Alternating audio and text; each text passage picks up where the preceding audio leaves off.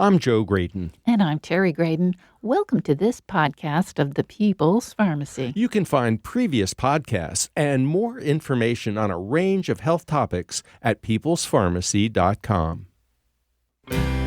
Drug companies have become very good at micromanaging cellular functions. Is that throwing us out of balance? This is the People's Pharmacy with Terry and Joe Graydon.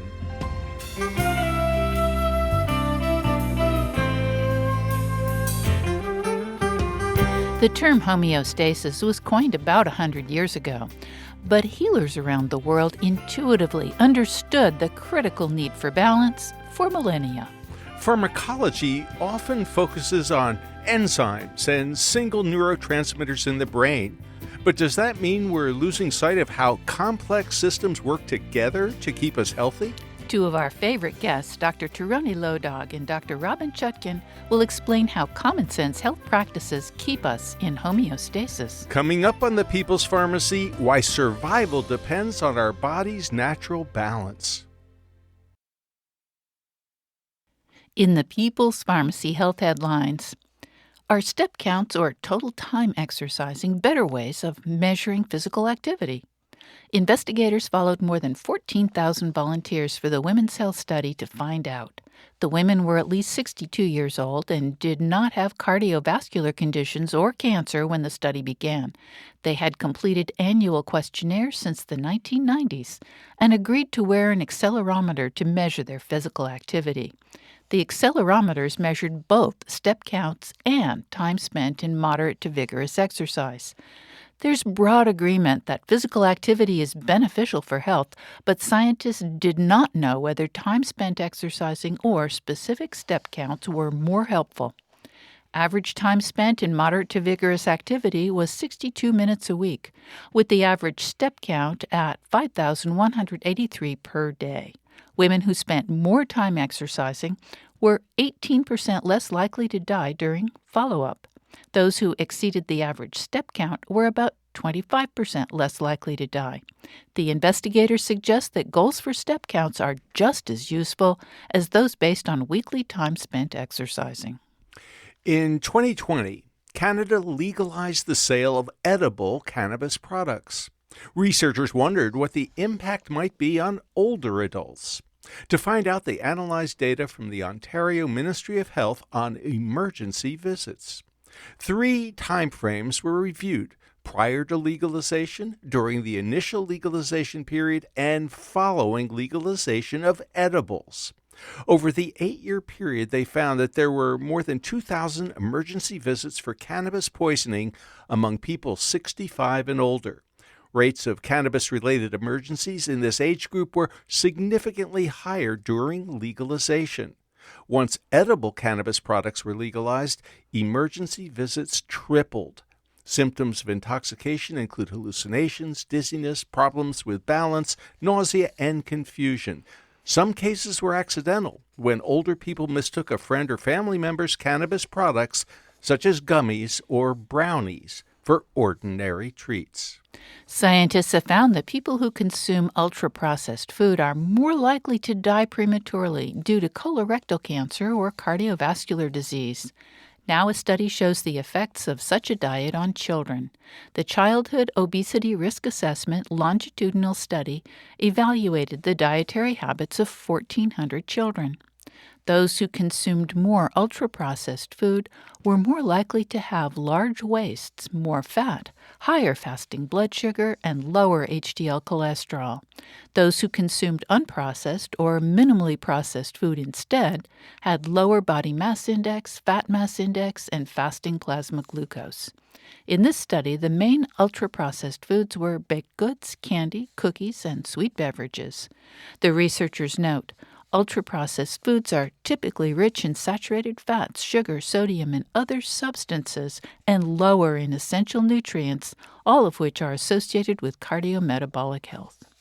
Researchers have been studying the effect of plasticizers for years. Now they're beginning to look for actual particles of plastic in tissue. These microplastics are turning up in some worrisome places. A few weeks ago, researchers reported that arterial plaque often contained nanoparticles of plastic. Now, scientists at the University of New Mexico report that microplastics have been found in human and canine testicular tissues. Dogs that had higher levels of polyvinyl chloride plastic bits had lower sperm counts. The authors note that endocrine disrupting chemicals like PVC can disrupt spermatogenesis. With plastic ubiquitous in our environment, the next question is whether men, like dogs, have begun to experience reduced sperm counts and lower fertility because of microplastics within their testicles. People who regularly ride bicycles are doing their knees a favor. A study of around 2,600 people, averaging 64 years old, answered questions about their exercise history. The scientists also took x-rays of their knees. Those who engaged in bicycling were 21% less likely to have arthritis or x-ray evidence of it. And that's the health news from the People's Pharmacy this week.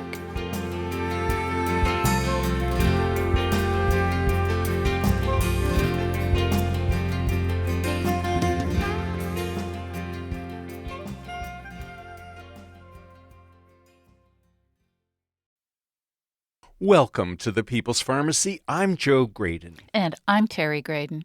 Today on the show, we're going to be talking about a simple concept with a fancy name, homeostasis. Healers have paid attention to this principle for millennia. Ancient Greek physicians knew that the body had to be in balance to remain healthy. The idea of homeostasis is that biological organisms have ways of maintaining an even keel internally while they adjust to changes in their environment.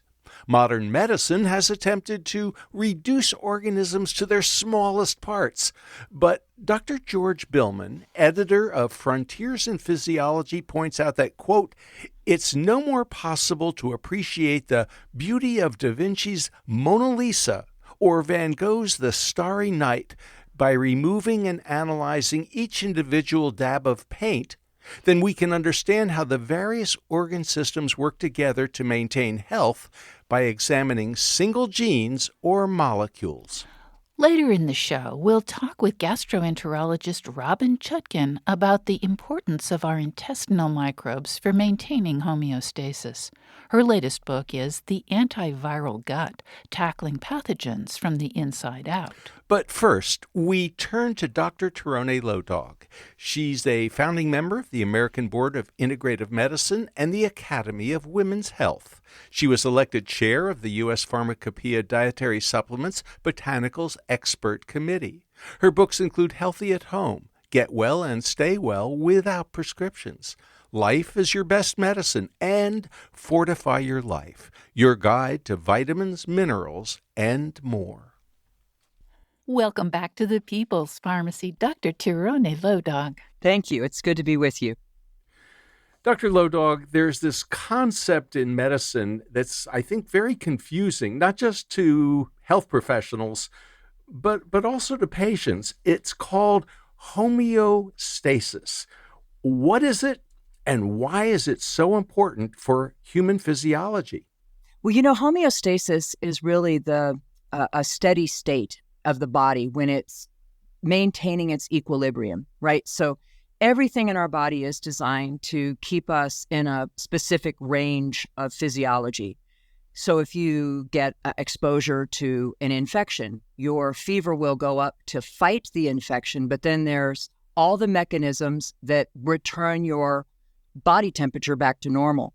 So in the body, homeostasis is absolutely crucial. We know this from blood sugar. Our blood sugar needs to be maintained within a normal range. And so we have insulin to lower it if it gets too high, and we have glucagon to raise it if it gets too low. And when we disturb the homeostasis through lifestyle, genetics, environment, etc., we cause imbalances in that dynamic system that is designed to keep us alive in our bodies and in the world. And for me, homeostasis is, it's the foundation of health and well-being. And as a physician, I've marveled at the ways we ignore the power of homeostasis and also how often we disrupt it, that we actually perturb or interrupt this dynamic system that is designed to actually keep us alive and well throughout our lifespan. Well, that is exactly what we want to talk with you about, because this concept of homeostasis has been around since the early 20th century. And yet it seems as though it's so background that it's really easy for a doctor writing a prescription to kind of overlook or forget about. It seems as though pharmaceuticals often might throw the body out of balance. Are there any examples that really come to mind?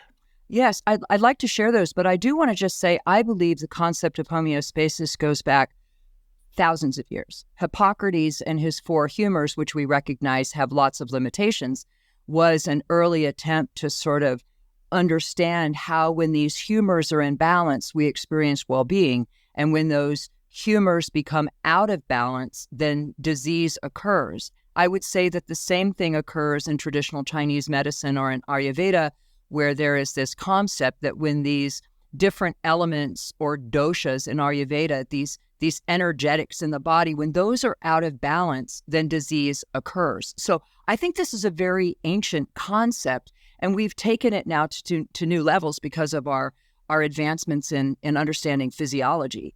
So we have, for example, I used one about fever, but there are many others. So those are thermoreceptors, right? So the thermoreceptors are what keep our body temperature within a specific range. But you have many other kinds of like mechanoreceptors or something called the renin-angiotensin system, which is designed to maintain blood pressure and fluids within the right range, right? So we know that sometimes we will prescribe a medication like an ACE inhibitor, or we'll use an ARB. We'll use these medications that affect some of these natural mechanisms that are designed to maintain your blood pressure in a normal range when they've become out of balance, right?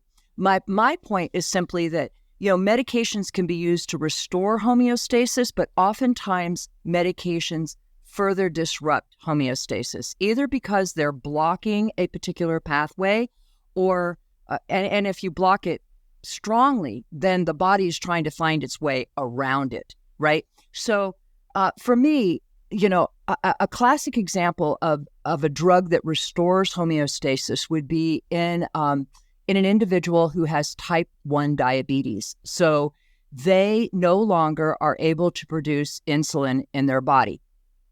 When we are able to administer insulin, especially now with advances that we've made in delivery of insulin that match more closely the body's normal physiologic release of insulin, you've restored homeostasis to that individual. It's imperfect, but we can save people's lives now. Unfortunately, there are far more examples of disruption of homeostasis in the body. And some of these include things like, a proton pump inhibitor, which shuts down acid fairly strongly.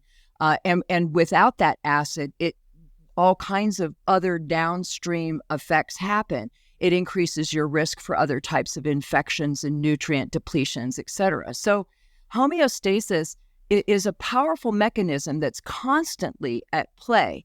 And we're not aware of it most of the time until something goes wrong with it. Unfortunately, the answer with pharmaceuticals is usually quite heavy-handed, and it's why integrative physicians focus more on lifestyle and trying to restore homeostasis whenever possible before having to use the heavy hand of pharmaceuticals when it's possible to do so. Dr. Lodog, it fascinates me that all of these ancient healing traditions, whether in China or whether in India, they understood this idea of homeostasis intuitively. It was part of their system. And it seems like modern medicine sort of forgot about it or disregarded it. And yet we do hear quite frequently the term dysbiosis, which is a little fancy. What does it mean? And can you give us an example with, for example, antibiotics? Because we think of antibiotics as miracles. And in fact, they are miracles. They've saved millions of lives. And yet they do disrupt the balance of bacteria in the digestive tract. So give us a sense of dysbiosis. Well, I think you described it essentially right there. Dysbiosis is when you have a loss of diversity within the microorganisms that live within the body. And we're focusing primarily on the digestive tract here. But remember that you have microbes basically everywhere in the body that are helping to maintain our health and well-being. When we give an antibiotic, very commonly, we will find that women complain of vaginal yeast overgrowth, right? Because there's been a disruption in the microflora. And we see diarrhea, or in severe cases, we can see C. difficile. And Clostridium difficile can be lethal. About 28,000 people die every year from this. And most commonly, it's induced by antibiotics. And so when we take an antibiotic, we're killing bad organisms, right? Whatever is causing the infection that now has required us to administer, an antibiotic drug. It's not so specific to that one organism. It often destroys many others. What some of the good news might be is that there are some data to suggest that taking specific strains of probiotics may reduce the risk of C. difficile or antibiotic-induced diarrhea when taking antibiotics. There was a review done by the Cochrane collaboration, a very prestigious review group, that actually found a very significant reduction in C. diff development if people used particular strains of probiotics, whether they were children or adults. So this is one attempt trying to maintain the homeostasis, right? So if we need to use an antibiotic because there is an infection, can we use something else to try to restore some of those microbes that are being lost to reduce the risk of a dangerous overgrowth of an organism that inhabits our gut? C. diff lives within us. It just doesn't normally cause a problem until you've destroyed enough other organisms that it becomes overgrown, and then it can be dangerous. So antibiotics to me are modern warriors, and boy, do we need them. And they should be reserved for cases when they're truly necessary. And then we need to continue to explore how to do rapid testing in primary clinics so that we can rapidly test if something's viral or bacterial, so that we know if we need to actually prescribe an antibiotic, and we can avoid using them when they are not necessary. You're listening to Dr. Tirone Lodog, founding member of the American Board of Physician Specialties. She has served on the Scientific Advisory Council for the National Center for Complementary and Alternative Medicine. Her books include Life is Your Best Medicine and Fortify Your Life, Your Guide to Vitamins, Minerals, and more. After the break, we'll talk about medications that can upset the body's balance. Is there an explanation for why people experience rebound effects when they stop taking drugs like benzodiazepines, SSRI antidepressants, and proton pump inhibitors? What happens when the gut microbes get out of balance?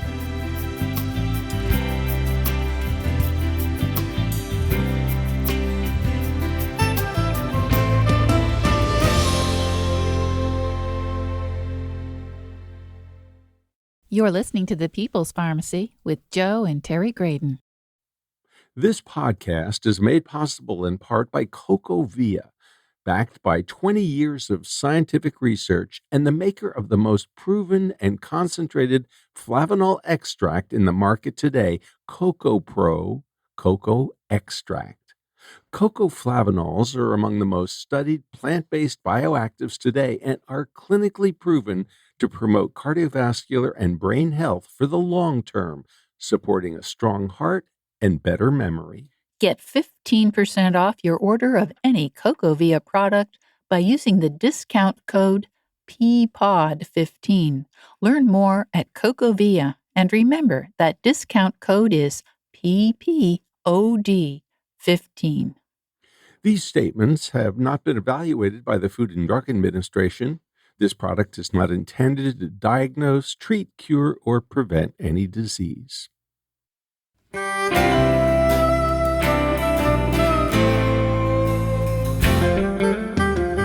Welcome back to the People's Pharmacy. I'm Terry Graydon. And I'm Joe Graydon. The People's Pharmacy is made possible in part by CocoVia dietary supplements.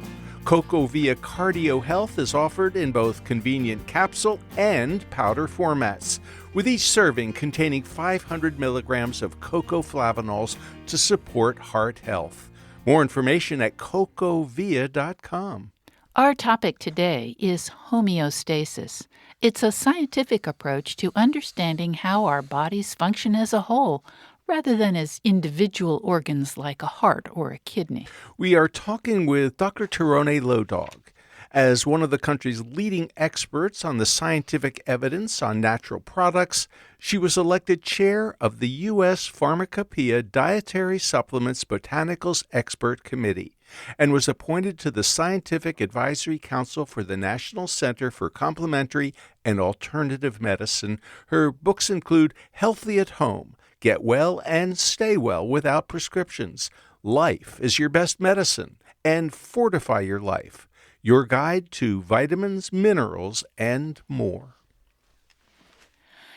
Dr. Lodog, we have seen that sometimes when we take a medicine for a fair amount of time, it can upset the balance of nutrition within the body. Could you tell us a bit more about that, please? Well, the body, when you're taking a drug, it affects absorption. You have to absorb it, and it has to be distributed, and it has to be metabolized in the body. And many nutrients, things like vitamins and minerals, also must be absorbed, distributed, and metabolized or used within the body. And so sometimes when you take certain medications, they can interfere or interrupt any one of those processes, right? Either, impairing the absorption of that vitamin or mineral into the body, affecting its distribution, or impairing its use in one of the metabolic pathways. And there are many examples of this. I mean, so many. Metformin is a classic medication that is used to treat insulin resistance and type 2 diabetes. And we know now that the longer that you take it, the greater the incidence and risk of B12 deficiency. Now, B12 deficiency can also masquerade as neuropathy, a problem with the nerves, nerve damage, tingling, things like this, that is also a side effect of advancing diabetes.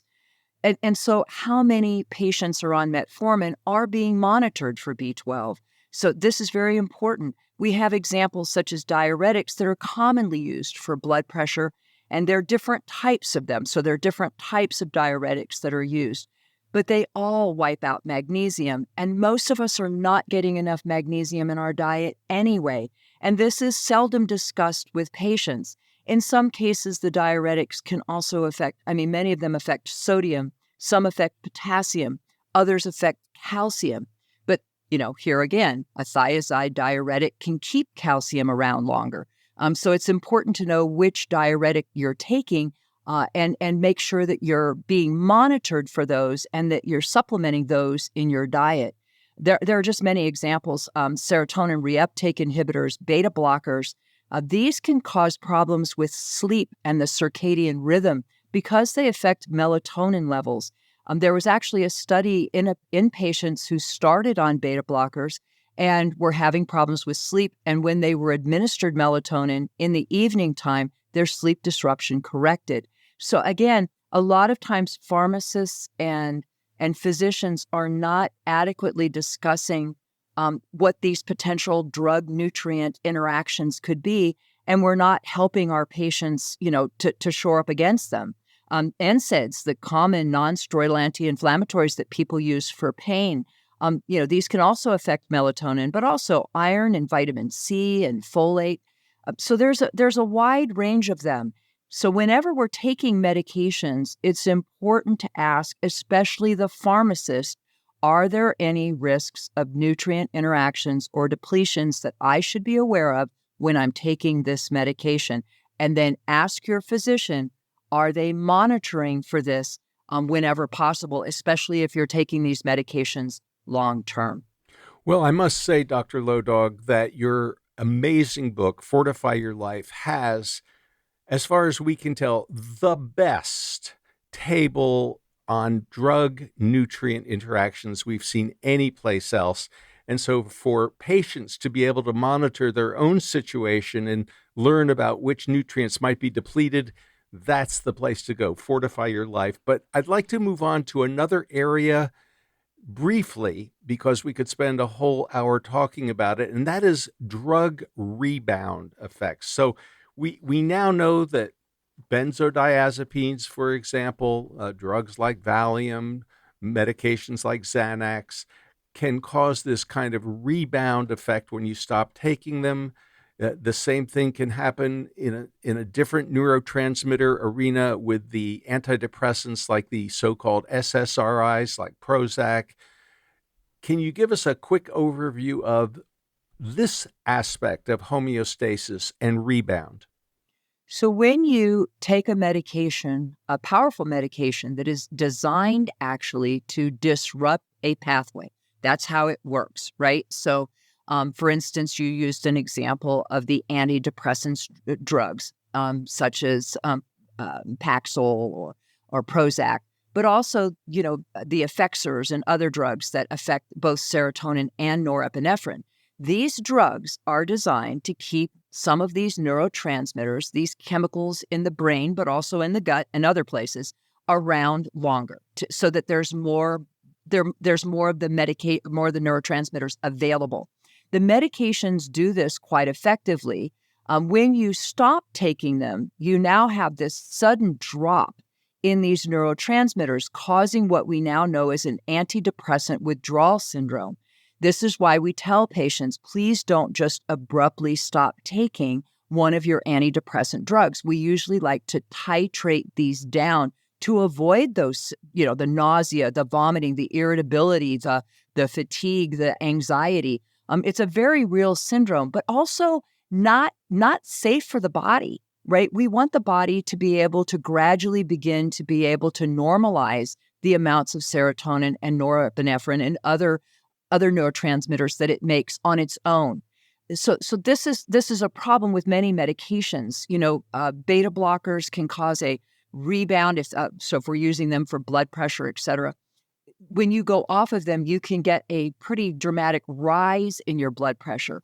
Homeostasis is designed to maintain things within a normal range. When you take a drug that now is pushing the system or inhibiting the system in a significant degree, when you remove that medication, you get this rebound effect as the body's trying to restore its balance or return to homeostasis. So this is another reason to make sure that you are working closely with your pharmacist and your healthcare partner, your physician, so that you can talk to them if you've decided that maybe you don't want to continue taking the antidepressant for whatever reasons. Make sure that you're talking with them about how you can begin to use a stepped-down approach. I actually think that this is, except for taking something in a very acute stage, anything that's been taken for a period of time, it's usually a wise idea to try to step down the medication so that the body has a chance to find its homeostasis in a less dramatic and sometimes potentially dangerous way.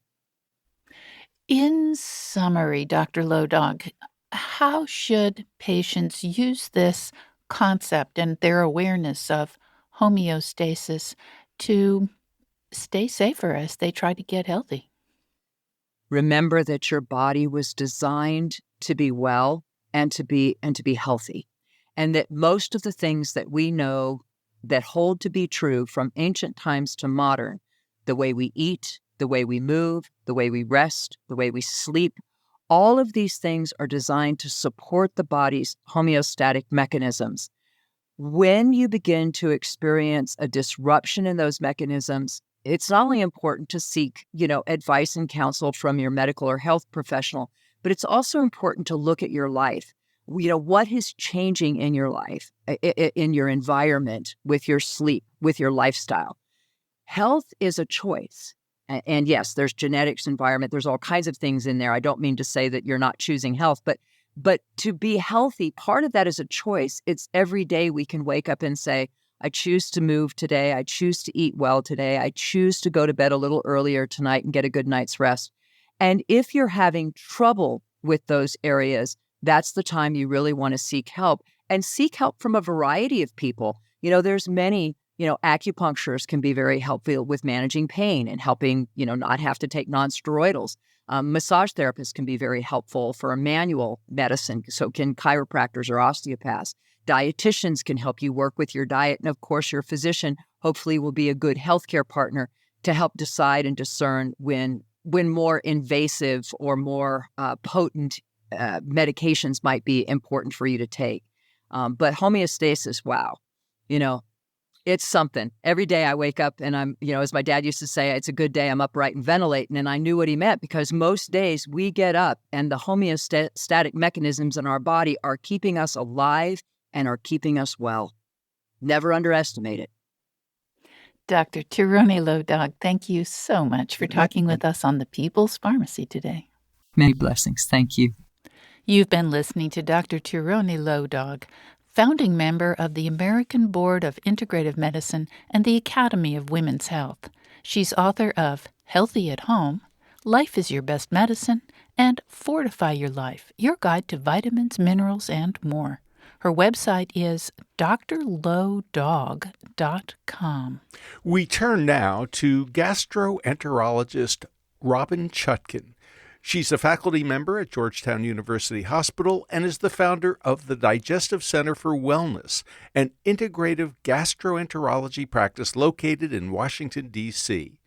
Dr. Chutkan is the author of the digestive health books Gut Bliss, The Microbiome Solution, The Bloat Cure, and The Antiviral Gut, Tackling Pathogens from the Inside Out. Welcome back to the People's Pharmacy, Dr. Robin Chutkan. Thank you so much for having me. It's always such a pleasure. Dr. Chutkan, we've just had an opportunity to talk to Dr. Lodog about homeostasis. And when I think about gastroenterologists, I think, wow, you folks really understand homeostatic balance and how important it is for good health. Can you describe what happens when the microbiome of the GI tract gets out of whack? Say maybe after a course of antibiotics like clindamycin?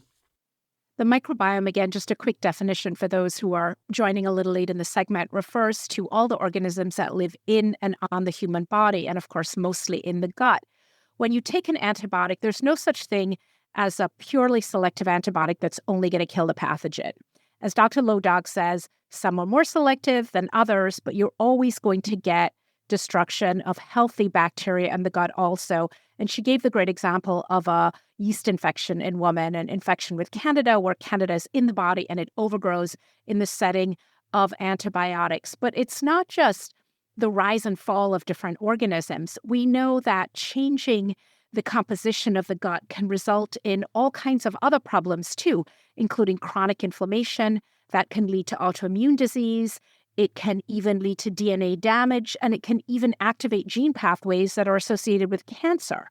So when we talk about homeostasis and having a balanced microbiome, we're not just talking about smelly gas or a yeast infection. We're talking about really serious sort of downstream effects of making those alterations.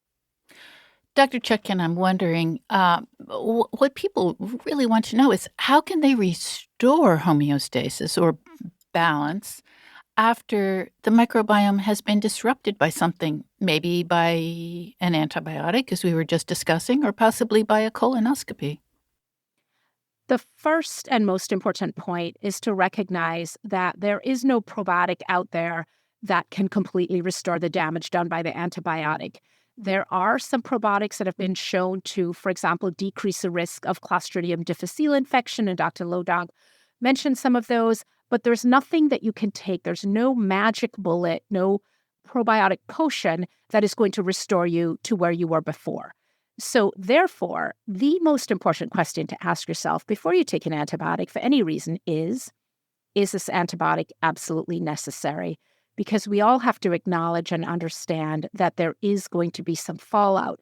Now, if you have a pretty healthy microbiome because you've eaten a healthy diet, you've been exposed to nature, you've not taken a lot of microbiome disrupting drugs like antibiotics and acid blockers and nonsteroidals, you may be able to weather a course of antibiotics without really much damage at all. If you are somebody who had a lot of antibiotics, particularly in childhood, you've eaten the standard American diet, you've been on other medications that are disruptive to the microbiome, you may have more severe consequences. So that decision has to be personalized, not just in terms of what are you treating with the antibiotic and how urgent is that indication, but what does your background look like in terms of the health of your microbiome? So it sounds like patients really need to hold their prescribers' feet to the fire when it comes to drugs like antibiotics, because we don't want to disrupt our microbiome. But it's not just the gastroenterology community that is in need of sensitivity in this regard, because we now know that there's a microbiome of our skin, in our lungs, in our brain. And Terry, you just pointed out to me that there's a urinary tract urobiome. Exactly right. And it used to be thought that, that urine was sterile in the bladder. It turns out not true. Doctors Wolf and Brubaker have just published an article in American Scientist. So my question for you, Dr. Chutkan, is how should other specialties learn from gastroenterologists about this idea of a microbiome and a homeostasis in all these other places in the body?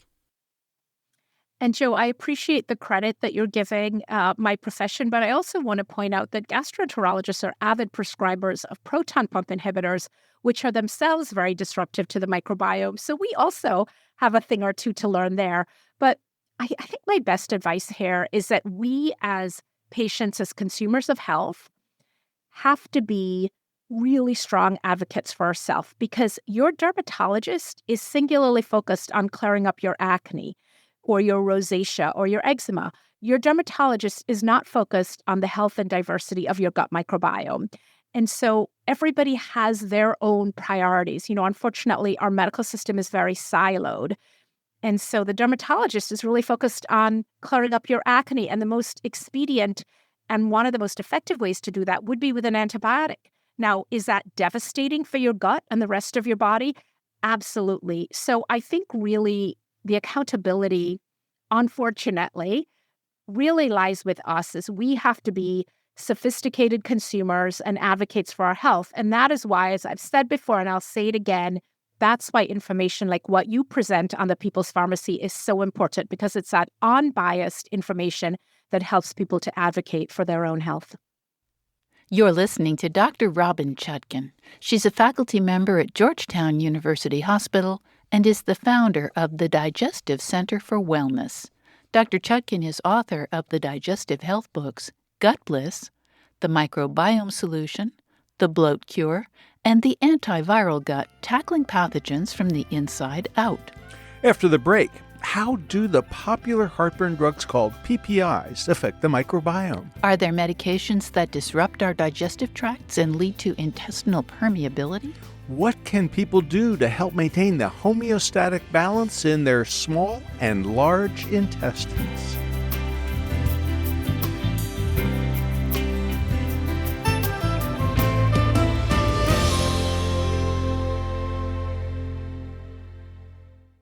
You're listening to The People's Pharmacy with Joe and Terry Graydon. This podcast is brought to you in part by Urea Skin Relief from The People's Pharmacy. After years of work, we've gotten the formula just right. We're delighted to be offering this intensive skin therapy with 20% urea. Urea Skin Relief Cream is not your average moisturizer. Formulated with a unique blend of urea and plant-based ingredients, it's specifically designed to deeply hydrate and soothe even the most stubborn dry skin. Whether you're battling the effects of harsh weather or you have sensitive skin that's prone to irritation, this cream works wonders. Urea is a powerhouse ingredient. Not only does it act as a humectant, drawing moisture into the skin, it also beefs up the skin's barrier function. We're just as proud of what you won't find in our Urea Skin Relief Cream: no parabens or phthalates. Creating a cream for dry skin free of these common endocrine-disrupting preservatives and plasticizers was what motivated us to make this product. We're offering a limited time discount for People's Pharmacy podcast listeners. You can get 20% off either the handy 2-ounce size or the hefty 6-ounce size of the People's Pharmacy Urea Skin Relief.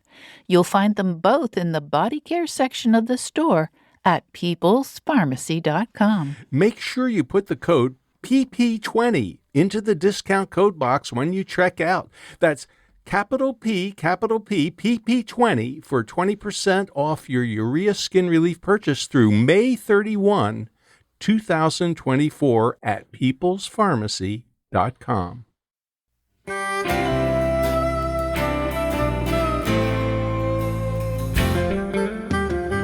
Welcome back to the People's Pharmacy. I'm Joe Graydon. And I'm Terry Graydon. The People's Pharmacy is made possible in part by CocoVia dietary supplements. CocoVia Memory Plus is formulated with 750 milligrams of cocoflavanols, a level clinically proven to improve 3 different types of memory and support brain function. More information at cocovia.com. To be healthy, we depend upon crucial nutrients to fuel our body's complex systems. If we don't get adequate nutrition, things go sideways very quickly. Let's find out how our digestive tracts function in this crucial process and what happens when we disrupt them. We're talking with Dr. Robin Chutkin, a board-certified gastroenterologist. She's a faculty member at Georgetown University Hospital and the founder of the Digestive Center for Wellness. That's an integrative gastroenterology practice in Washington, D.C. Dr. Chutkin is the author of the digestive health books Gut Bliss, The Microbiome Solution, The Bloat Cure, and The Antiviral Gut, Tackling Pathogens from the Inside Out. Dr. Chutkin, we love eating, food. We really, and Terry is just the greatest cook. I'm pretty mediocre myself, but I enjoy cooking. But we get our nutrients from food. I mean, that's the name of the game. And the question is, how do we absorb, distribute, and metabolize food effectively? Dr. Lodog suggested that medications can affect or even disrupt nutrient absorption, and we have talked many times about proton pump inhibitors. I fear that, as you mentioned a little bit ago, that gastroenterologists just love proton pump inhibitors. But acid plays a certain role in digestion, does it not? It absolutely does. And I think the simplest way to think about all the different complex things happening in the gut is to really focus on 3 things.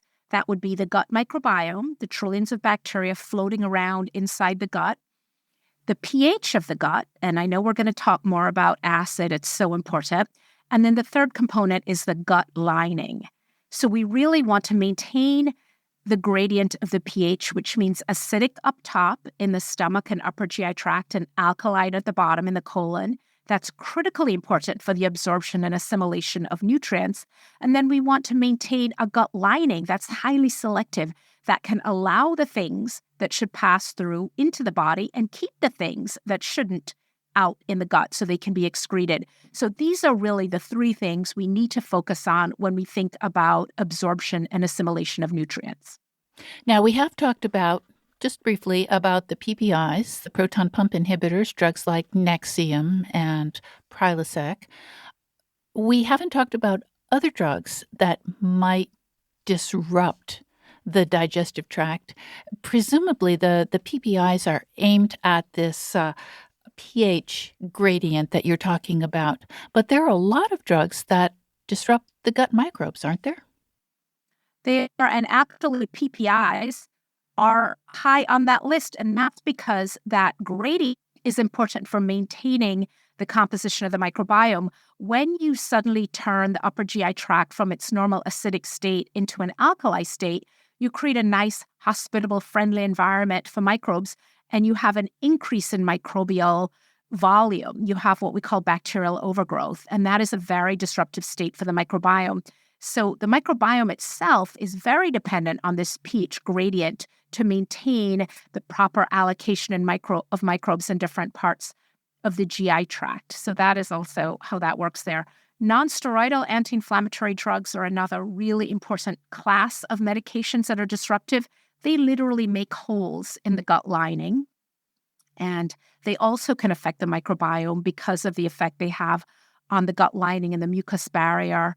There was an article published in the journal Nature in around 2018, and they looked at 41 different classes of medications. And they assessed the effect of these drugs on the gut microbiome, the lining, et cetera. And they found that pretty much half of them were significantly disruptive. And some of them were really surprising, like laxatives. I mean, we would expect the proton pump inhibitors, we expect the antibiotics, but antidepressants, laxatives, a wide range of medications were disruptive. And when you think about these medications, we ingest them. So it's not surprising that they have a profound effect on our gut because we are literally ingesting them into our digestive system. One of the things that fascinates me is that the medical profession as a whole has been a little slow to consider the concept of what we've called leaky gut, or a disruption in that lining of the digestive tract. And in particular, I'm thinking about how we assume that NSAIDs are pretty benign drugs. Otherwise, why would the FDA have made them available over the counter? And I'm talking about naproxen or ibuprofen and even aspirin. And what surprised me, and I think I've mentioned this to you before, I was together with a group of physicians, brilliant doctors, kind, compassionate, thoughtful. And when the question of leaky gut came up, they all started laughing, like, what a joke. What nonsense. There is no such thing. And the other piece of this is that patients don't always realize that they're having problems because of NSAIDs because they may not feel any pain. We knew a pediatrician who ended up in the hospital from a bleeding ulcer in a real emergency. He'd been taking just regular aspirin, no problem, and then all of a sudden he passes out. But he didn't know that damage was being done. Help us better understand this whole problem of leaky gut and what's going on. Let's dial back just a minute to the safety of nonsteroidal anti-inflammatory drugs, because the experience that you had with your pediatric friend and colleague is spot on. We know that these nonsteroidal anti-inflammatory drugs are the number one cause of gastrointestinal bleeding in the emergency room. When I used to take call at Georgetown Hospital, pretty much every time I was on call, at least once a month, there would be somebody in the emergency room or the intensive care unit with near fatal and sometimes fatal gastrointestinal bleeding because one of these erosions turned into an ulcer and it happened at the wrong place. For example, over the gastroduodenal artery in the duodenum, which is going to make you bleed to death pretty quickly if you don't intervene. So these drugs are not as safe as people think they are. And I want to make that point. In terms of leaky gut, we have this huge divide in medicine between the conventionally trained doctors and people who take a more functional or alternative medicine approach. I'm a conventionally trained doctor, but I think I have a pretty open mind. And I also understand some of what my conventional colleagues are railing against when they sort of ridicule things like leaky gut.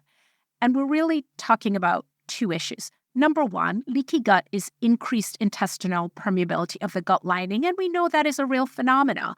And we know that the gut lining, which is sort of like a fishing net with holes, those holes can be made bigger, which reduces the selectivity of the net by things like nonsteroidal anti-inflammatory drugs, by alcohol, by radiation, by inflammatory foods, by infection, by a whole host of things. But I think what a lot of my conventional colleagues are dismayed at is a commercialization of these conditions and the idea that, we're going to sell you a supplement, we're going to sell you zinc and glutamine and all these other things, these cures for leaky gut, when what people really need to be instructed on is what to stop doing. that they need to stop drinking so much alcohol and stop taking the nonsteroidals and take better care of themselves. Not that they're going to continue doing all those other disruptive activities and then just take a supplement and it's just going to zip up the lining of the gut and repair it. So I think there is a real pushback on this commercialization of these cures. And I think the other thing that there is pushback against is the idea that everything that's wrong with you is because your gut is leaking. So if you're tired, you have brain fog, you're gaining weight, and that's part of the commercialization and the marketing is a whole long litany of conditions. And then the idea that you just take these supplements and you're all good. And of course, conventional medicine does this too, right? People present with high blood pressure. We don't do a good job talking to them about the salt in their diet, their lack of exercise, the extra weight, etc. We just put them on a pill. Same thing for high cholesterol. So both sides are equally guilty.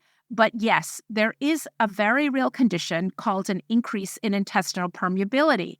It's not the reason for the dozens of complaints that people have most of the time, but there is a very clear relationship to increased intestinal permeability and things like food allergies and food intolerances, and even to some more severe forms of COVID. There was a great article from South Korea that showed that an increase in intestinal permeability was related to the multisystem inflammatory syndrome that we saw in children, especially during COVID, that those kids had a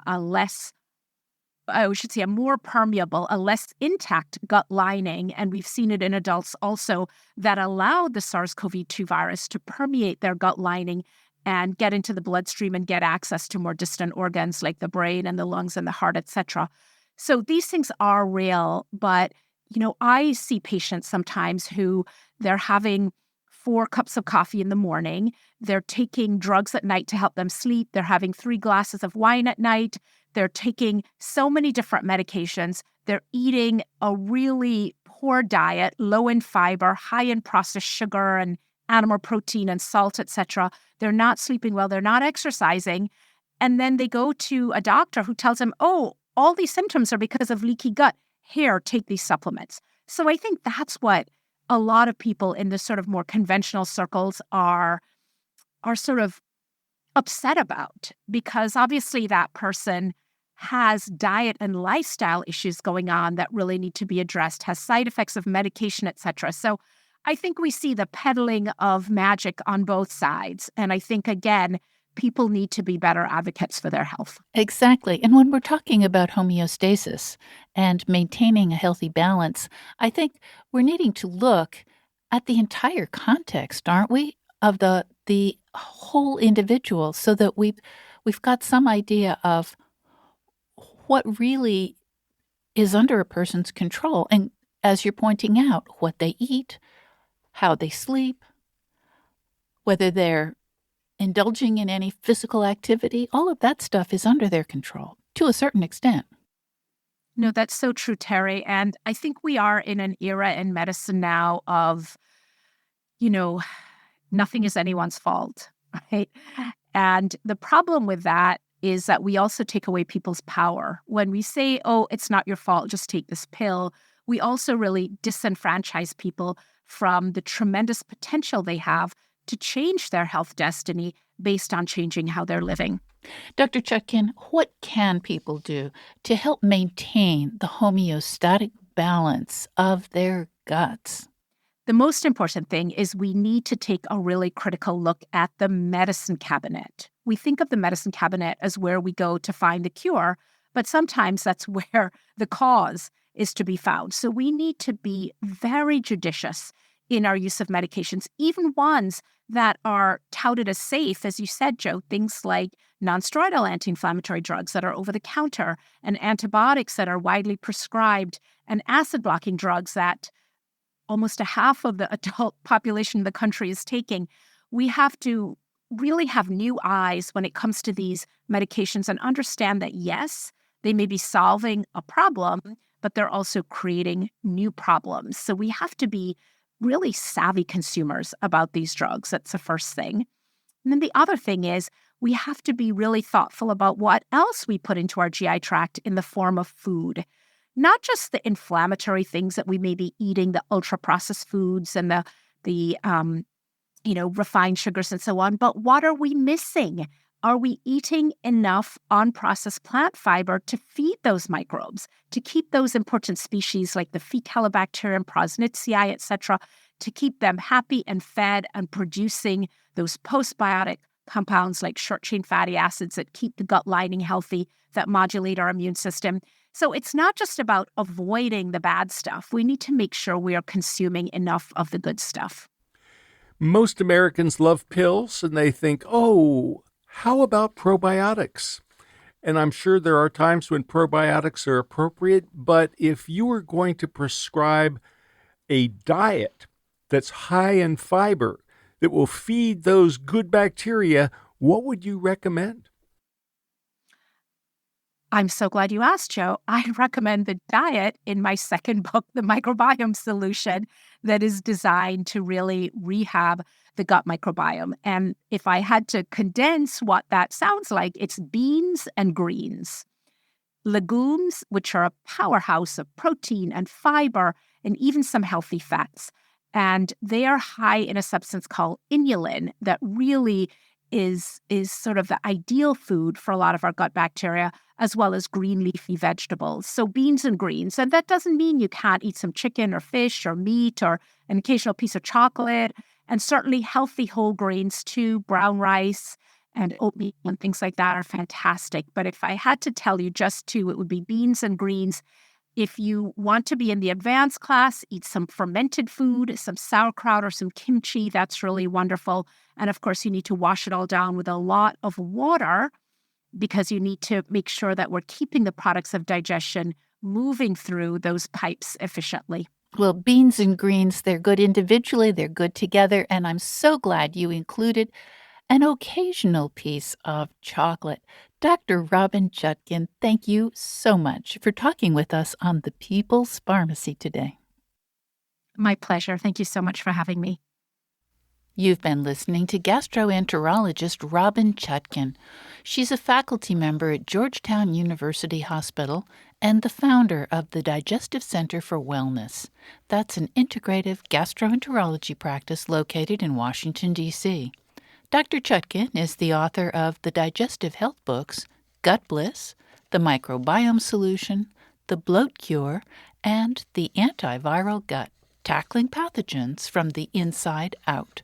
Her website is gutbliss.com. We spoke earlier with Dr. Tirone Lodog.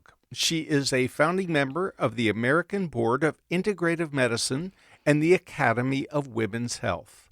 Dr. Lodog was elected chair of the U.S. Pharmacopoeia Dietary Supplements Botanicals Expert Committee. Her books include Life is Your Best Medicine and Fortify Your Life. You'll find her website at drlodog.com. That's drlodog.com. Lynn Siegel produced today's show. Al Wadarski engineered. Dave Graydon edits our interviews. B.J. Liederman composed our theme music. This show is a co-production of North Carolina Public Radio, WUNC, with the People's Pharmacy. The People's Pharmacy is made possible in part by CocoVia Dietary Supplements. CocoVia Memory and Focus is a unique formula that works to promote attention and support long-term memory. It supports 5 areas of brain performance. More information at cocovia.com. Today's show is number 1386. You can find it online at peoplespharmacy.com.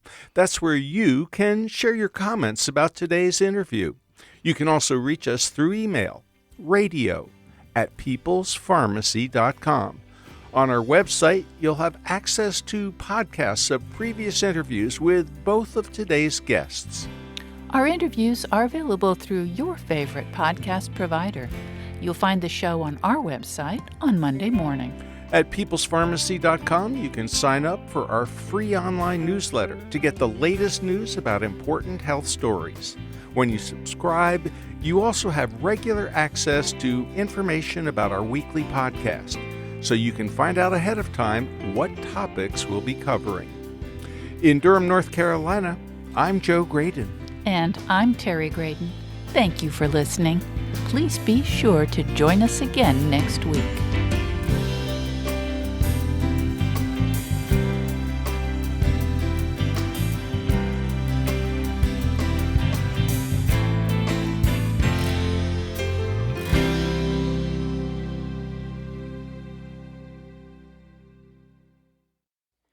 Thank you for listening to the People's Pharmacy Podcast. It's an honor and a pleasure to bring you our award-winning program week in and week out. But producing and distributing this show as a free podcast takes time and costs money. If you like what we do and you'd like to help us continue to produce high-quality, independent healthcare journalism, please consider chipping in. All you have to do is go to peoplespharmacy.com/donate. Whether it's just one time or a monthly donation, you can be part of the team that makes this show possible. Thank you for your continued loyalty and support. We couldn't make our show without you.